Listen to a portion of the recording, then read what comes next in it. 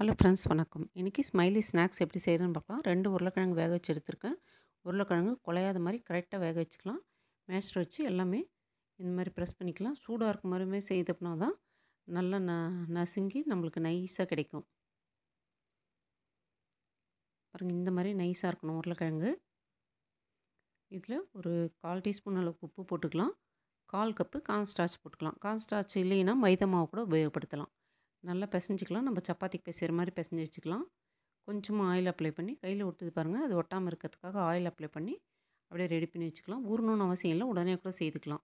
இந்த மாதிரி நம்ம தட்டையாக செய்து வச்சுக்கலாம். கன்று வச்சுக்கலாம். 2 கன்று ஒரு ஸ்ட்ரா வச்சு இந்த மாதிரி சின்னதாக ஒரு ஹோல்ஸ் போட்டோம்னா 2 கன்று ரெடி ஆகிடும். கிட்ஸுக்கு இந்த மாதிரி செய்து கொடுத்தோம்னா ஹாப்பியாக சாப்பிடுவாங்க. நம்ம வீட்டிலே செய்து கொடுக்குறதுனால ஹெல்த்தியாகவும் இருக்கும். ரொம்ப ஈஸியாக இருக்குது பாருங்கள் செய்கிறது. ஒரு 10 நிமிஷத்துக்குள்ளார நம்மளுக்கு ஸ்நாக்ஸ் ரெடி ஆகிடும். ஸ்பூன் வச்சு இந்த மாதிரி ஒரு வாய் வச்சுக்கலாம். அவ்வளோதான், நம்ம ஸ்மைலி ரெடி ஆகிடுச்சு. பாருங்கள், எல்லாமே செய்து வச்சாச்சு. இப்போ எண்ணெய் ஸ்டவ்வில் வச்சு எண்ணெய் நல்லா காஞ்சோடனே போட்டு பொரித்து எடுத்துடலாம்.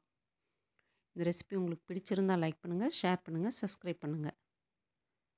எல்லாமே நல்லா பொரிச்சிக்கலாம். நம்மளுக்கு மாவு மட்டும் கரெக்டாக இருக்கணுங்க. உருளைக்கிழங்கு குழஞ்சி போச்சுன்னா எண்ணெய் நிறைய இழுத்துரும். மாவும் அதிகம் போடக்கூடாது. இந்த மாதிரி இருந்தால் தான் கிறிஸ்பியாகவும் இருக்கும், டேஸ்ட்டாகவும் இருக்கும். எல்லாமே அப்படியே ரெடி பண்ணி எடுத்துக்கலாம். தேங்க்யூ.